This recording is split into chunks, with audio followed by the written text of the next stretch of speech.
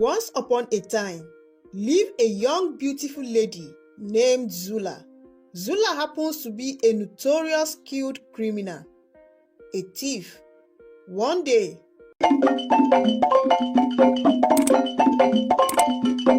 she heard from passerby about a certain artifact that has been hidden somewhere in the town hall and how expensive it could be if being sold, and the high demand for it. On hearing the kind of amount the artifact will fetch her, if she could only steal it and sell it, Zula began to think of a plan on how to steal it. She couldn't imagine losing such huge amounts of money that could probably change her life forever. Finally, she came up with a plan and decided to execute it. Zula moved like a shadow through the mansion's dark corridor. She was dressed in black from head to toe, with her face mask revealing only her sharp, intelligent eyes. This mission was supposed to be the biggest of her career, an uncommon artifact that worth millions of naira. She couldn't afford to make any mistake. She reached the grand hall where the artifact was displayed. The hall was vast, with marble floors that gleamed even in the dim lights. At the center stood a pedestal with a glass case. Inside it was the coveted artifact, a golden statue of an ancient African deity. Zula approached the pedestal with caution. She had carefully studied the security systems for weeks. She knew every camera angle, every guard shift, and every potential pitfall. She disabled the alarm with a small device which she had crafted by herself, then carefully lifted the glass case. Just as she was about to grab the statue, a voice cut through the silence.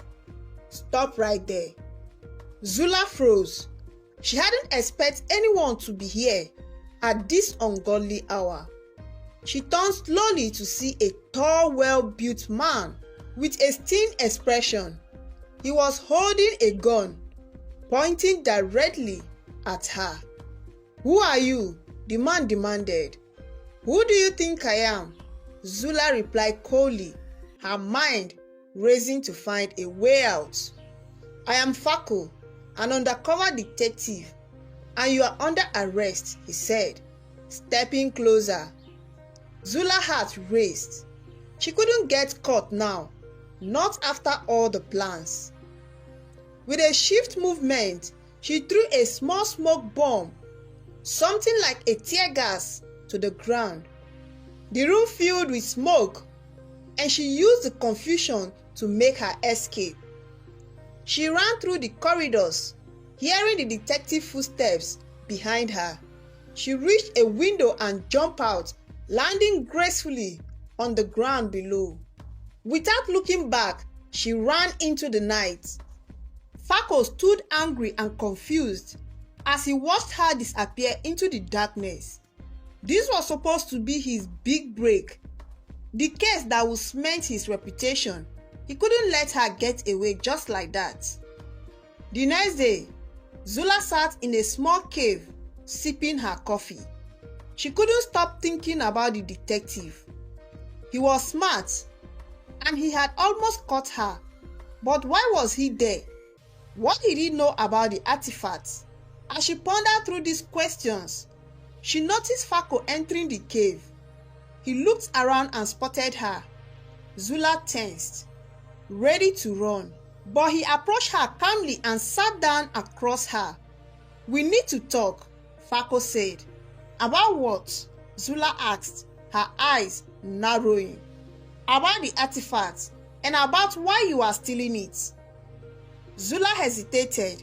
She didn't trust him, but she needed to know what he knew and what he wants. "Why should I tell you anything?" "Because we are after the same thing, and because you need my help," Fako replied. Zula laughed. "I don't need anyone's help. Besides, you're a detective. Why would you want to help a criminal like me, other than arresting me? Really? Because last night, you barely escaped, Fako said, his eyes locking onto hers. Zula frowned. He had a point. Okay, let's say I agree. What's your plan? We team up. We find the artifact together because it has been taken away by some unknown persons after you fled last night. And after we succeeded in finding it, we'll go our separate ways, Fako suggested. Zula considered his offer. It was risky, but it might be a way to get the artifacts. Fine, but we set some good rules, okay? Agreed, Fako said, extending his hand. Zula shook it, feeling a strange connection. This was the beginning of an unlikely partnership, and she had no idea where it would lead to. She was only thinking in her mind on how she would outsmart the detective and get the artifact for herself and sell it.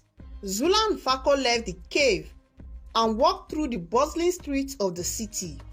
The sun was high, casting a warm glow over the colorful market stalls and the people going about their day. Despite the peaceful scene, tension hung in the air between the unlikely partners, a notorious criminal and a detective. Our first lead takes us to a small town called Akwasi, Fako said, breaking the silence. The artifact was last seen there before it ended up in the mansion. Akwasi? Zula frowned. That's a long way from here. We will take my car, okay? Fako said, leading the way to a thick black car parked nearby. Zula hesitated for a moment before getting in. She wasn't used to working with anyone, especially not a detective. As they drove out of the city, Zula studied Fako. He was focused on the road, his jaw set in determination. She couldn't deny the fact that he was very handsome, with his sharp feature and strong body build, but she couldn't afford to be distracted, at least not now. So why are you so interested in this artifact? Zula asked, breaking the silence. It's not just about the artifact, Fako replied. It's about what it represents. It's part of our heritage, something that was stolen from us. I want to bring it back to where it belongs and also cement my reputation. Zula was taken aback. She had always thought of the artifact as just another valuable item to be stolen.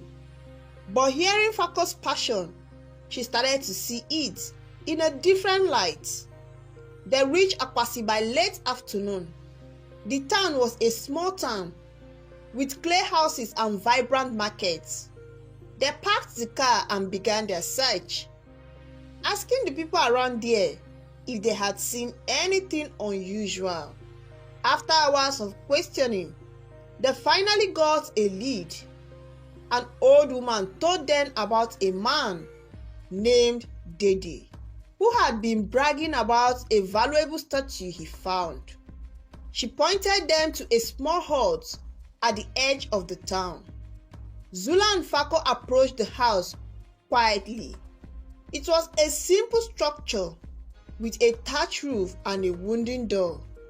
They knocked, and a few moments later, a man in his late 50s opened the door. He had a rugged look, with a grey beard and sharp eyes. Yes? Can I help you? Dede asked, eyeing them suspiciously. We are looking for a statue, Fako said. We heard you might know something about it. Dede's eye narrowed. I don't know what you guys are talking about. Zula stepped forward. We know you have it. We just want to see it. Dede hesitated, then signed. Okay, fine. You can come in. He led them inside a small living room. On a table in the corner, covered with a cloth, was the statue. Dede put back the clothes, revealing the golden artifact.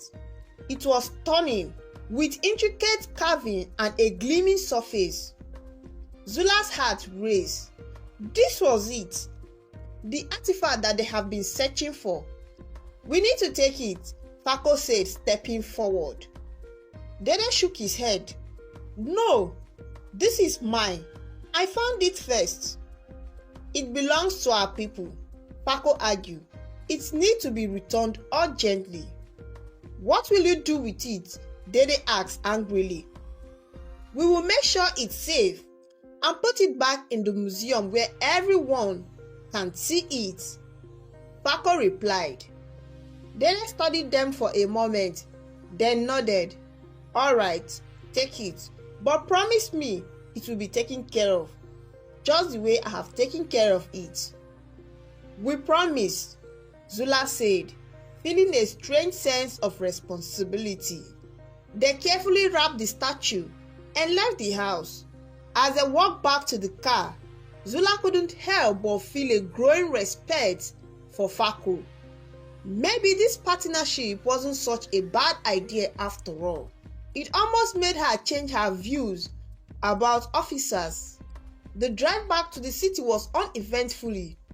There was silence all through, until they were about an hour away. Fako then noticed a car following them. He glanced at Zula, who was examining the statue in the back seat.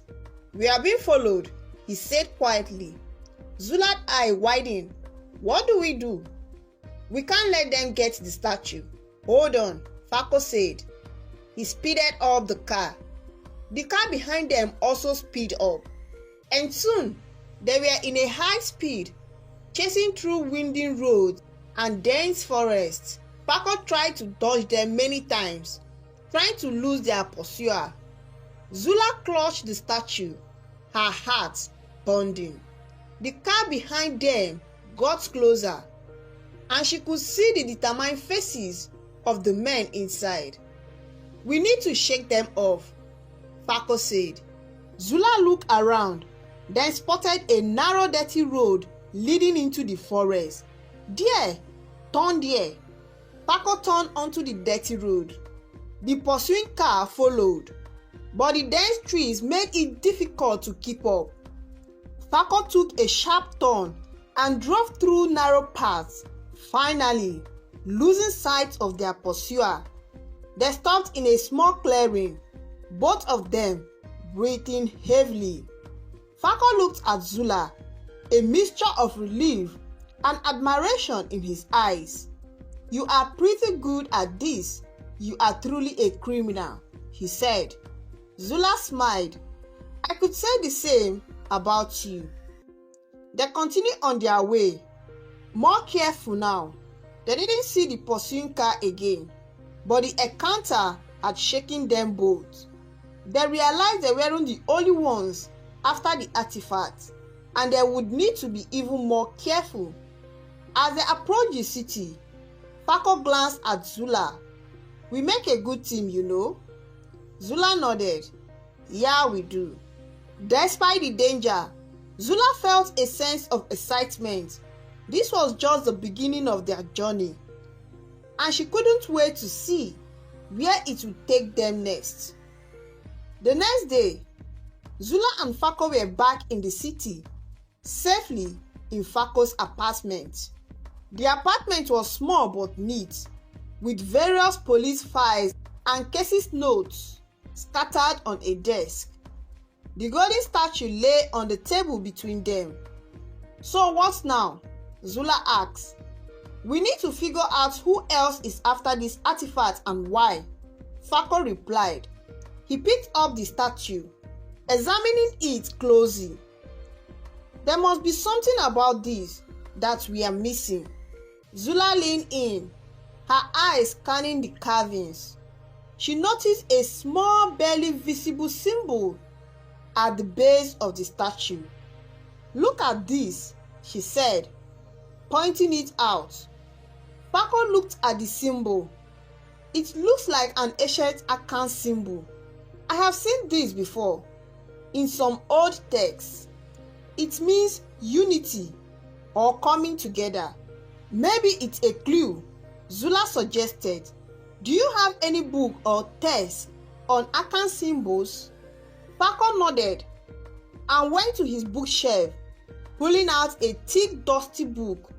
He flipped through the pages until he found a section of Akan symbols. Here it is, he said.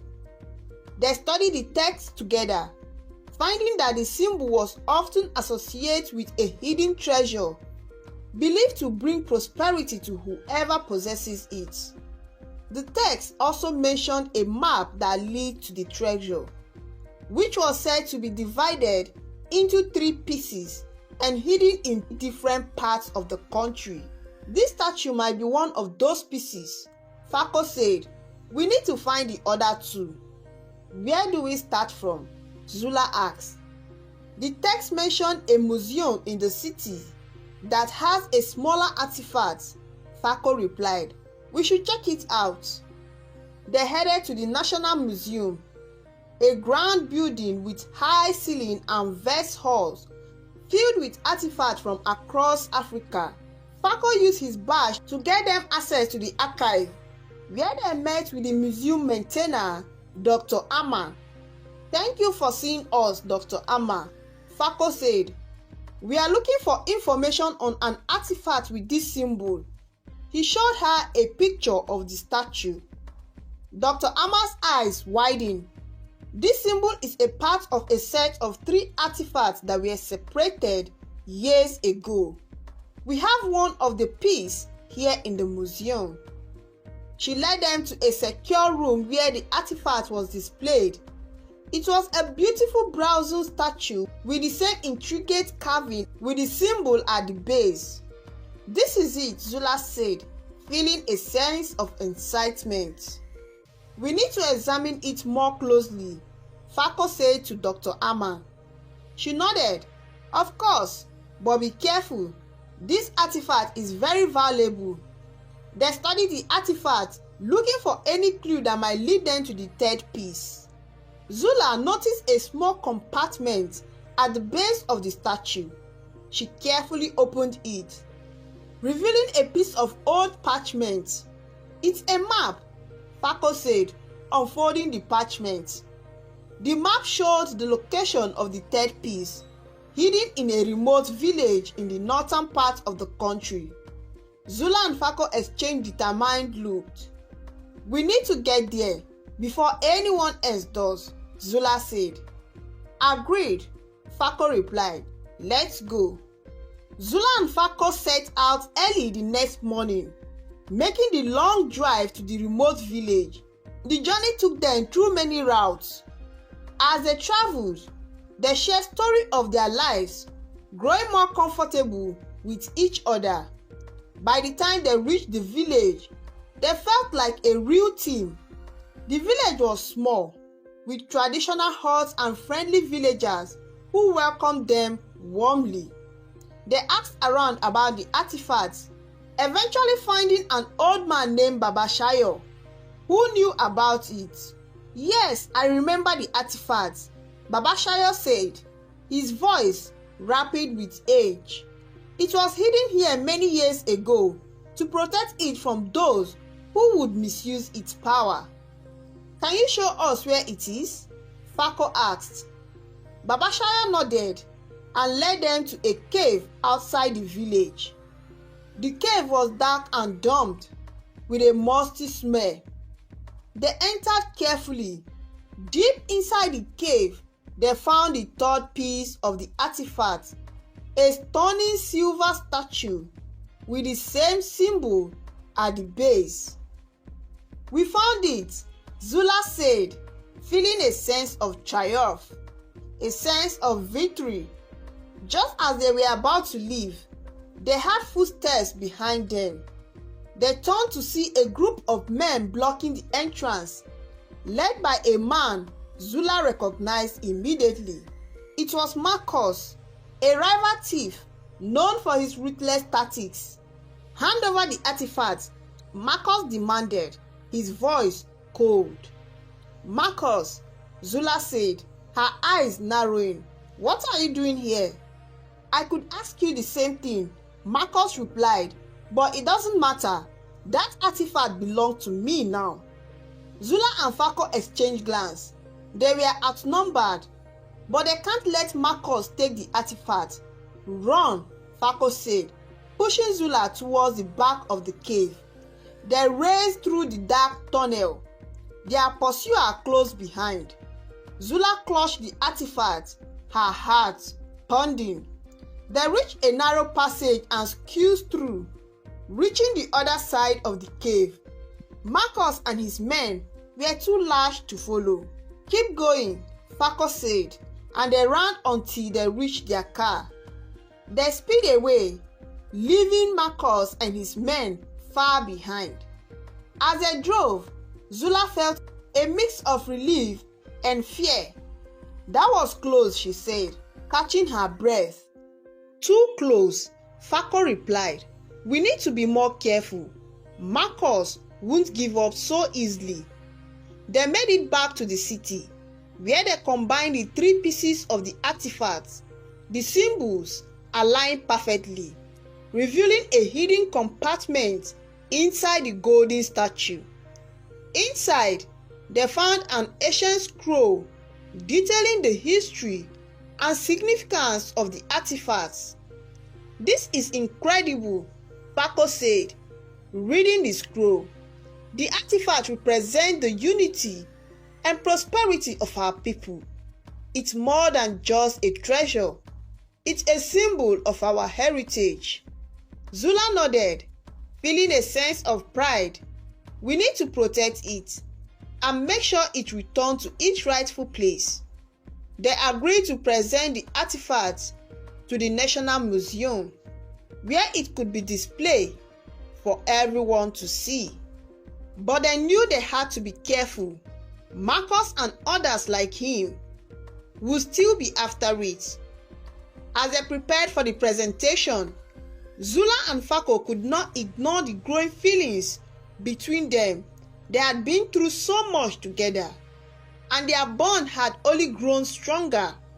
"Zula," Fako said, taking her hand, "I couldn't have done this without you." "Same here," Zula said, "although my intention at first were different from yours. We make a great team anyways." They shared a smile, knowing that whatever challenges that lies ahead, they would face them together. This is just the beginning of their love story. The following days were full of activities. Zula and Fako worked closely with Dr. Amma and the National Museum to ensure the artifact safety. They arranged for a grand unveiling ceremony where the combined artifact would be presented to the public. Despite their busy schedule, Zula and Fako found moments of quietness together. Their bond grew deeper with each passing day. One evening, after a long day of presentation, they decided to take a walk along the city riverfront. "It's beautiful here," Zula said, taking a deep breath of the fresh air. "It is," Fako replied.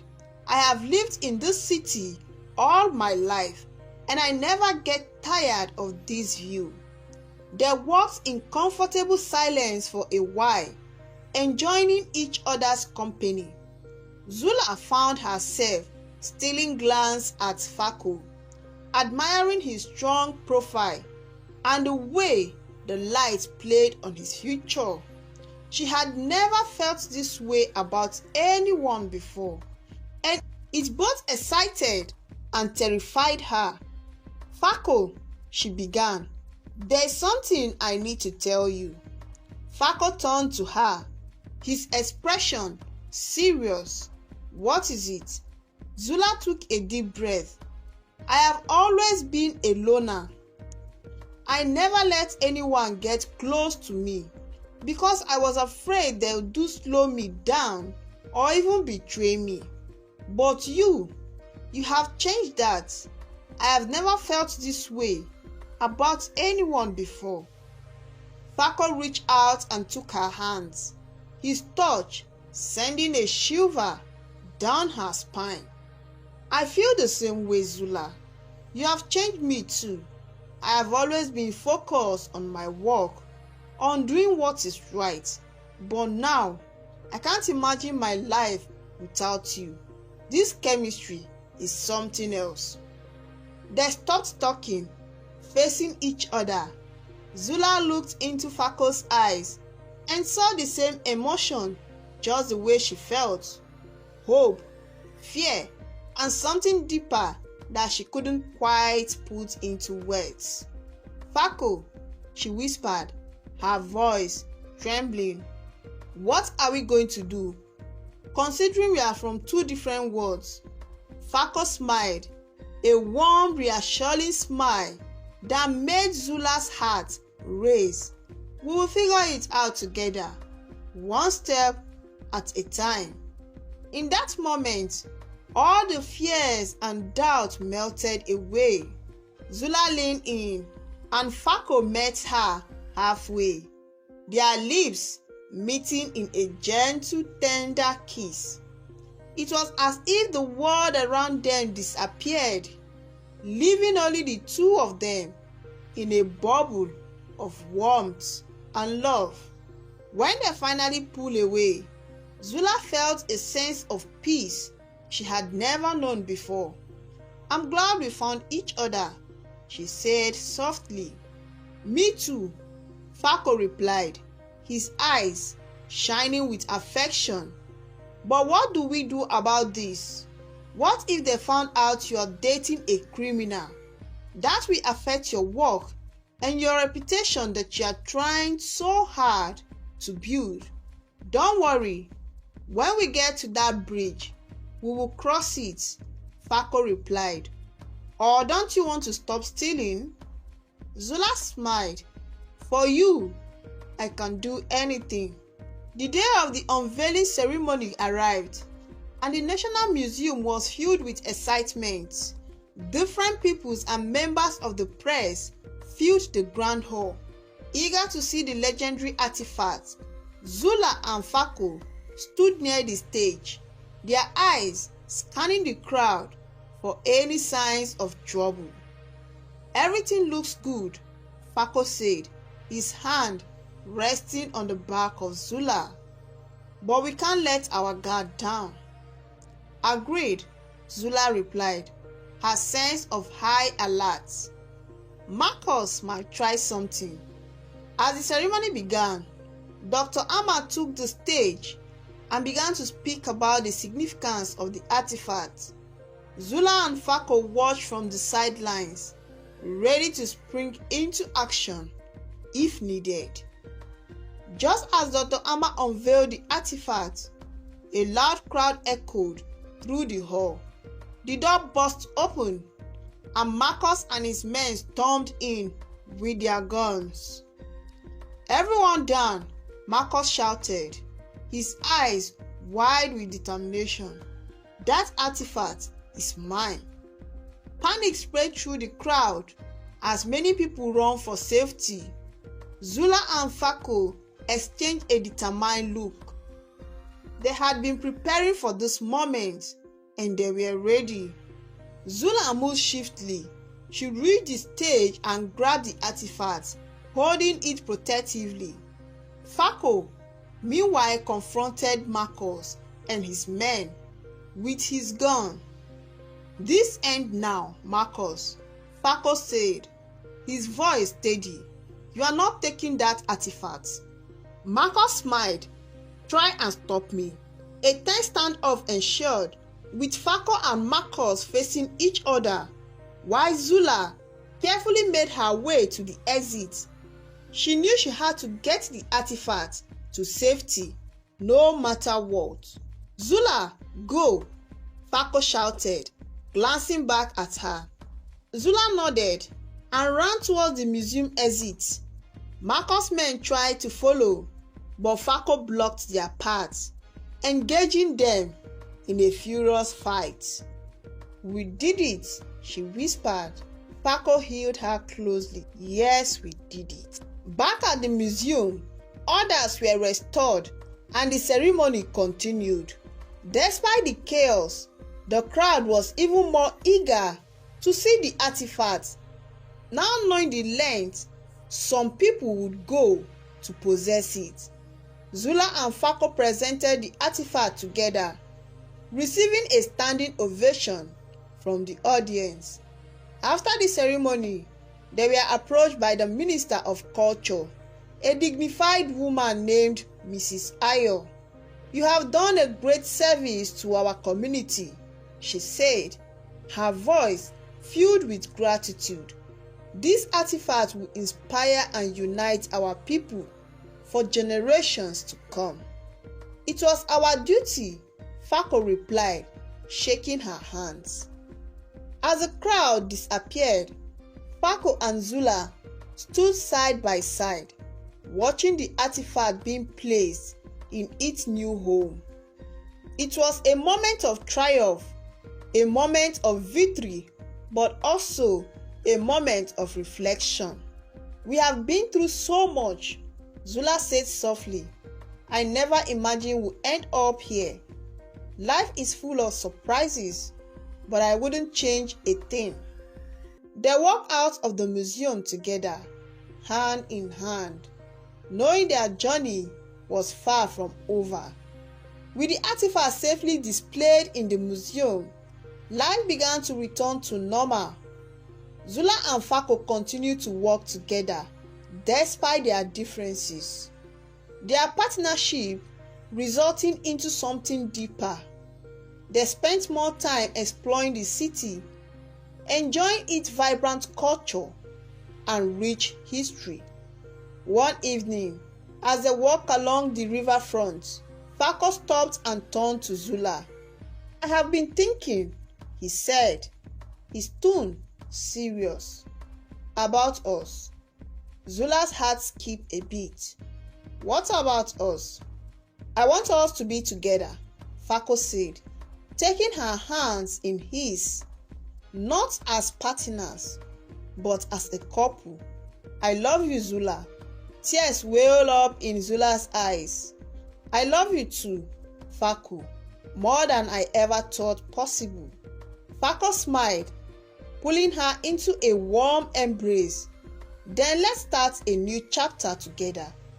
They moved in together, combining their lives and work. Eventually, Zula made her way into becoming a detective as well, and they continued to solve cases and protect their city, always side by side. Their love grew stronger with each passing day.